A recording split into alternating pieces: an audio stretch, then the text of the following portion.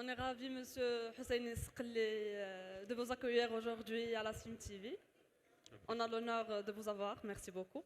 Tout plaisir est pour moi. Je prends ce petit moment pour remercier toute personne ayant contribué dans cet événement grandiose de haut calibre, en particulier vous, Monsieur le vice-doyen. Pouvez-vous se présenter, s'il vous plaît, pour tout le monde? Oui, donc Tarek Sqli Husseini, je suis néphrologue de formation. J'exerce à Fès, au CHU Hassan II de Fès et à la faculté de médecine, pharmacie et de médecine dentaire, où j'occupe aussi, comme tu l'as signalé tout à l'heure, la fonction de vice-doyen à la pédagogie. Vous êtes le bienvenu à la Sim TV. Marhaba. Permettez-moi de vous poser quelques questions. Mhm. Alors, ma première question, c'est de savoir la place de la formation et de la simulation et l'innovation médicale dans notre réforme pédagogique de notre faculté de médecine, de pharmacie et de dentaire de Fès. Oui, c'est une place très importante. Très importante pourquoi? Parce qu'on ne peut pas former euh, à l'ancienne, entre guillemets, alors que la médecine se développe. La médecine, celle qu'on qualifie de médecine du futur, devient la médecine d'aujourd'hui et on commence à voir beaucoup de modifications en termes d'exercice médical et cela doit s'impacter sur le plan formation. La deuxième raison, c'est que le Maroc ambitionne de former beaucoup plus de professionnels de santé en général, médecins, pharmaciens, médecins dentistes, infirmiers, etc.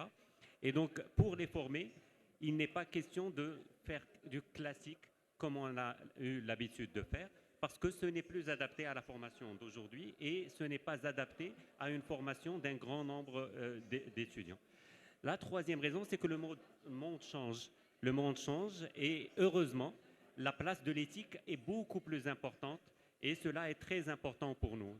L'éthique inclut jamais la première fois sur le patient et donc par respect au patient, par compassion, par éthique, il faudra qu'on apprenne autrement. Et donc quand on exerce, quand on fait, on apprend mieux que le cours magistral classique qui a toujours sa place, mais cette place est beaucoup moins importante parce que justement, il y a de nouveaux outils. Et tout cela a été pris en considération dans la réforme des études médicales.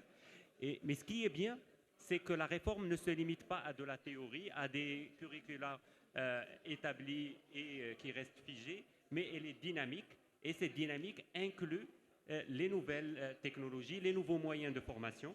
Et pour cela, il y a une grande dynamique à l'échelle nationale pour inclure tous ces nouveaux moyens, et notamment les moyens de stimulation et d'innovation, dans le cursus qui inclut les formations qu'on a l'habitude d'avoir, mais aussi les soft skills, parce qu'il faut non seulement du savoir-faire, mais du savoir-être aussi. Il faut un médecin qui puisse adapter tout cela dans son mode d'exercice.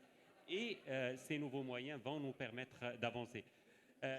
Tu auras constaté que je n'ai pas parlé de technologie sur le plan outils, parce que les outils sont importants, mais ils ne sont importants que parce qu'ils nous permettent des innovations pédagogiques et des modalités pédagogiques. Et donc le terme pédagogie va être supérieur au terme technologie, bien que la technologie, vous allez le voir, et tous ceux qui assistent à ce congrès vont le voir, la technologie facilite certainement les choses. Exactement. Donc, la pratique et l'innovation médicale ont une place primordiale dans notre domaine médical. Je passe à ma deuxième question. C'est à propos de vos attentes par rapport à cet événement. Et je vous remercie énormément pour vos efforts à propos de ces opportunités que vous nous portez à chaque fois, qui nous permettent de s'épanouir et de se forger à chaque fois. Oui, on a forcément beaucoup d'attentes parce qu'on a assisté au premier HTIC à Tanger, au deuxième à Casablanca, et l'arrivée de l'HTIC à Fès est vécue comme une chance.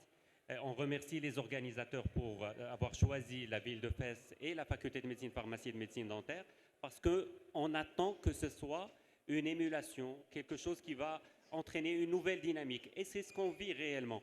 Pour préparer ce congrès, les enseignants de la faculté de médecine, pharmacie et de médecine dentaire se sont impliqués.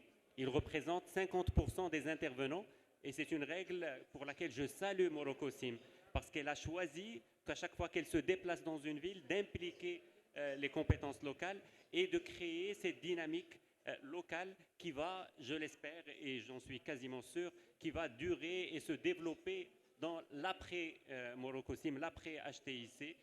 C'est une dynamique très importante qui est en train d'être instaurée.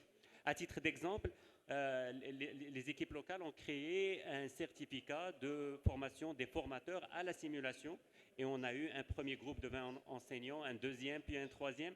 Et vous voyez qu'on est déjà à plus de 60 enseignants formés à ces outils-là et qui sont en train, durant ces 3 jours, en train de pratiquer et de faire profiter les autres, tous les apprenants, quel que soit leur statut, et donc ici, de cette expertise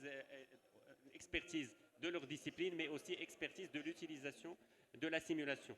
Tu auras aussi remarqué que j'ai utilisé le terme apprenant, parce que l'une des pièces maîtresses de la simulation, des points importants de la simulation, l'un des points importants, c'est qu'on est tous apprenants. Tous, quel que soit le niveau de formation, etc. Et cet esprit-là permet à tout le monde d'aller vers l'avant, d'apprendre. Et donc, les apprenants, quel que soit leur niveau, vont s'épanouir avec tout ce que Morocco-Sim a préparé pour l'acheter ici. Inch'Allah, l'événement sera à la hauteur de vos attentes. Merci beaucoup pour votre intervention. Merci beaucoup.